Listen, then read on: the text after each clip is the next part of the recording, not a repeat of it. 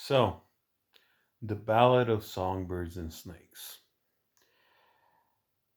I think this version of Coriolanus is in the movie, not the books, but in the movie, very, very likable.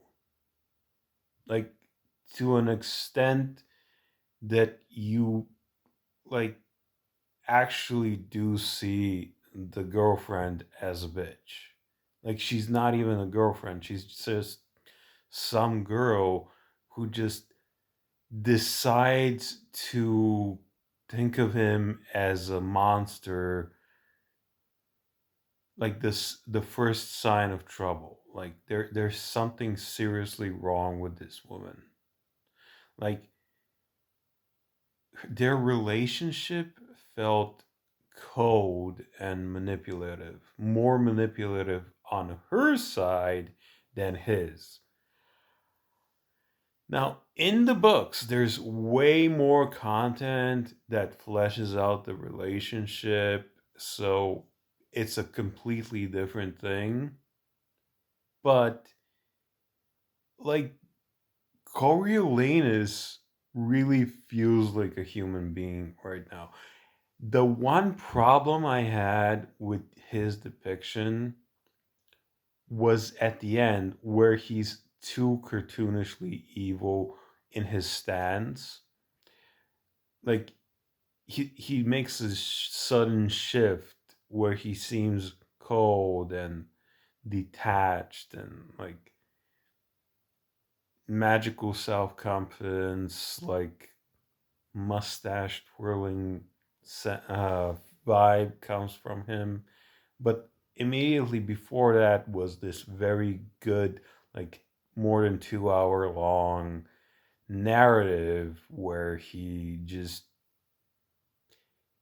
everything is reasonable from a perspective of someone from his background to do, like everything, including the lynching, especially the lynching, because his friend's a moron and just like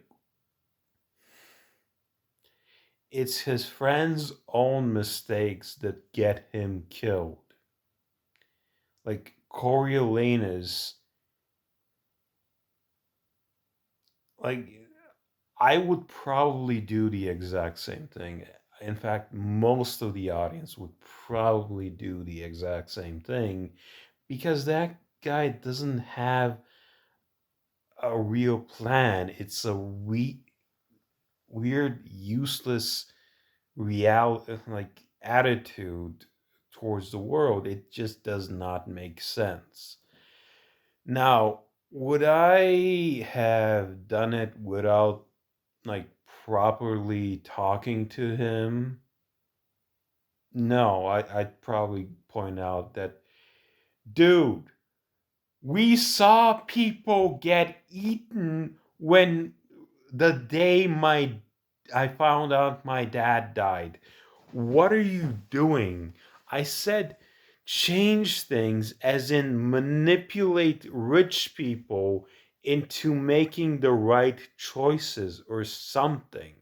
Not blindly give people money because one chick's gonna die and you're not gonna change anything. It's so stupid, right? Now, overall, most of the movie is fine. The ending, I think everyone can agree, is rushed, and the relationship feels cold and bitter. Like, it's not really a romance, it's just two teenagers hovering around each other, and the speed with which the girl was like, ah, I am so in believing in the good of people and I don't trust you, blah blah blah. It just it feels like I'm pretty sure this version of her was just bringing him along to use as her guard, basically. Like, she's not someone who's empathetic to him at all. It feels like everything about her is a lie. All her niceness towards him is a lie. It just feels like it is a lie. Like,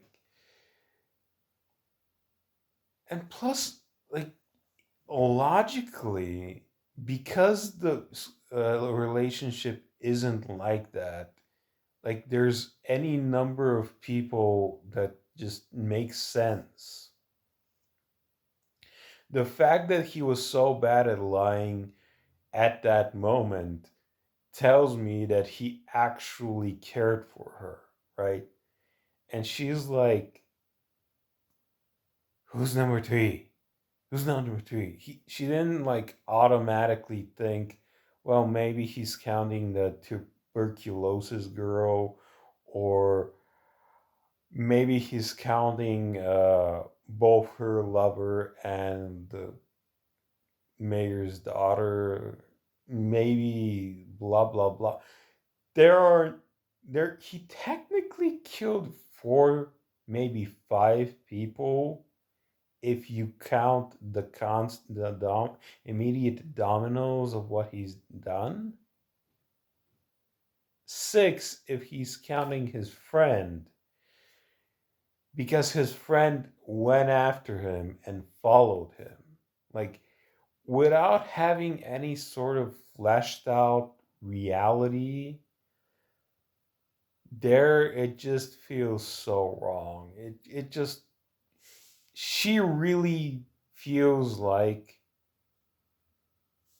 the enemy. Like, basically she is the enemy. He is more sympathetic than her, in spite of all of her circumstances and all the bad things. He comes off as more sympathetic, right?